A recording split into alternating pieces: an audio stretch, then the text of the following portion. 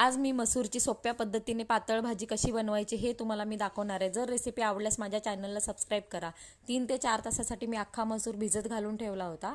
एका पॅनमध्ये मी तेल घेतलं, त्याच्यामध्ये जिरे मोहरीची फोडणी केली, त्याच्यात थोडा हिंग टाकला, नंतर मी त्याच्यात कांदा टाकला, मग कढीपत्ता टाकला, मग ते चांगलं परतवून घेतलं।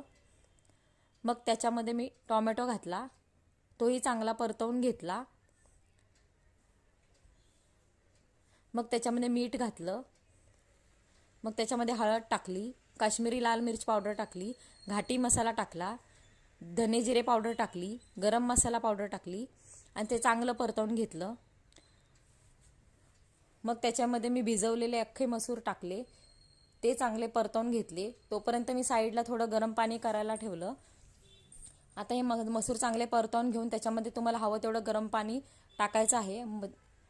गरम पाणी टाकल्यामुळे मसूर 10 ते 15 मिनिटात लगेच शिजतात आणि तुम्हाला हवी तशी तुम्ही पातळ भाजी ठेवू शकता। इतक्या सोप्या पद्धतीने भाजी